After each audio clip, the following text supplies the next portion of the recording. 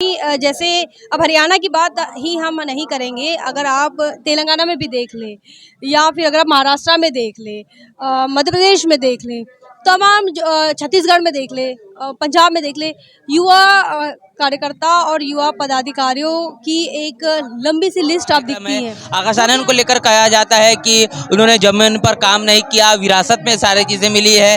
किस तरीके से तमाम सवालों को देखते हैं? देखिए, हमें लगता है कि ये सवाल जो है ये सवाल कांग्रेस से 50 साल तक कांग्रेस ने राज किया, ये कांग्रेस से सवाल नहीं पूछा गया।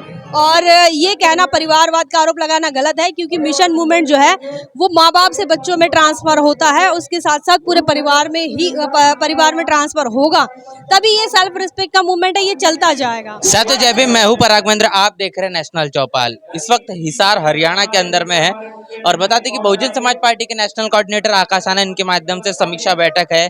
2 लोकसभा क्षेत्र मिलाकर एक कार्यक्रम है, जिला स्तरीय कार्यक्रम है, संगठन समीक्षा बैठक है, तमाम चीजें हैं। और हमारे साथ में बहुजन समाज पार्टी के इस पूरे कार्यक्रम को कवर करने के लिए जिस तरीके से लगातार मैं तस्वीरें आपको साझा कर रहा था, इंजीनियर स्नेहा जी जो हमारे चैनल के को फाउंडर है वो भी जुड़ चुके हैं। इनका एक अनुभव किस तरीके से इस कार्यक्रम को लेकर है वो तमाम चीजें जानने समझने की कोशिश करेंगे। क्या लग रहा है यहाँ पर आकर, किस तरीके की चीजें महसूस हो रही है, लोग आ रहे हैं, मुलाकात कर रहे हैं, क्या बताएंगे?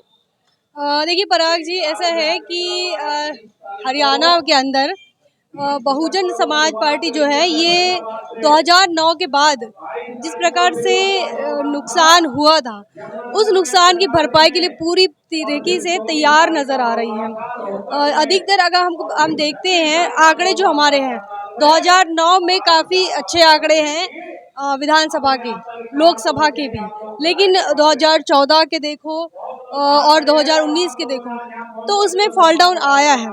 लेकिन वो उस फॉल डाउन के बाद अब जिस प्रकार से यहाँ पर जो है बहुजन समाज पार्टी के नेशनल कोऑर्डिनेटर लगातार जो बने हुए हैं, और इस 5वें कार्यक्रम में इन्होंने लगभग 10 लोकसभा को टारगेट किया है इन 5 कार्यक्रमों में। तो ये जो है बस बहुजन समाज पार्टी को जो लगातार ये कहा जाता था कि बसपा जो है दिखाई नहीं देती है, तो उस एक्टिविटी में बसपा ने जो है बदलाव किया है, अपनी रणनीति में भी बदलाव किया है, स्ट्रेटजी में बदलाव किया। और ये जो समीक्षा बैठकें जो होती थी, उस समीक्षा बैठकों में भी काफ़ी बदलाव हुआ है। ये जो लोग यहाँ पर आ रहे हैं, जिस जिस तरीके से लोग मुलाकात कर रहे हैं, इस कार्यक्रम के अंदर में बड़े पैमाने पर जो लोग मौजूद है, क्या कहेंगे इन लोगों को लेकर? क्या लगता है इनके अंदर में वो उम्मीदें हैं? क्या वो चीजें आप देख पा रहे हैं?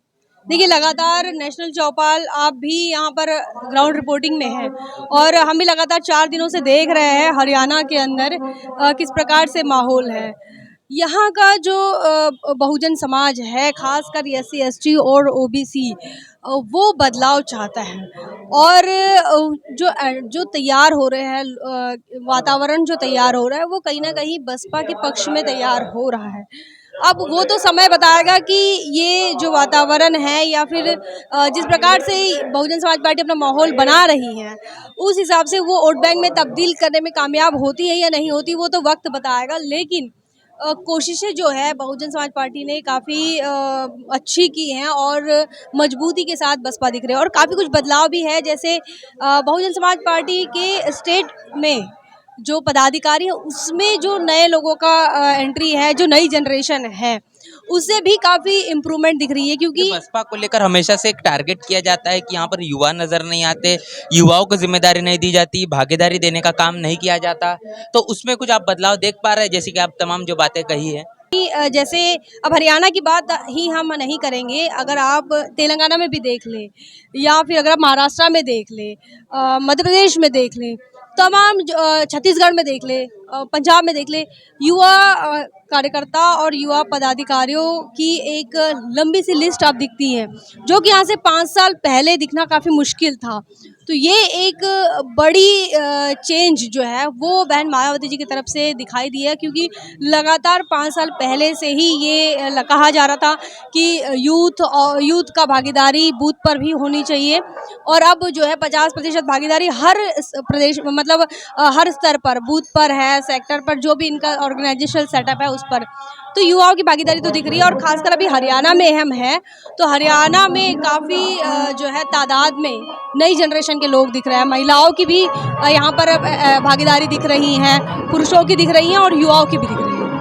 आज के इस कार्यक्रम को लेकर क्या बताएंगे? आकाश आनंद यहाँ पर मौजूद होने वाले, लगातार यहाँ पर वो हरियाणा के अंदर मौजूद हो रहे हैं। तकरीबन ये 5वां कार्यक्रम है। आकाश आनंद को लेकर कहा जाता है कि उन्होंने जमीन पर काम नहीं किया, विरासत में सारी चीज़ें मिली है। किस तरीके से तमाम सवालों को देखते हैं? देखिए, हमें लगता है कि ये सवाल जो है ये सवाल कांग्रेस से 50 साल तक कांग्रेस ने राज किया, ये कांग्रेस से सवाल नहीं पूछा गया। यही सवाल आप अगर देखें बीजेपी के अंदर कई नेता हैं, उनके बेटे जो है वो आज स्थापित हो गए तो उनको भी सवाल नहीं किया जाता, लेकिन बहुजन समाज पार्टी को लेकर ये सवाल किया जाता है। तो ये कहीं ना कहीं जातिवादी मानसिकता है। और अगर आप मिशन मूवमेंट की बात करते हैं या समझते हैं तो ये एक चीज़ होती है कि मिशन मूवमेंट में जिस परिवार में मिशन मूवमेंट होता है उसके बच्चे उसी मिशन में काम करते हैं, वो कहीं और काम नहीं करते हैं। अगर वो किसी और मिशन मूवमेंट को छोड़कर कहीं और काम करेंगे तो उसे नालायक औलादे कहा जाता है।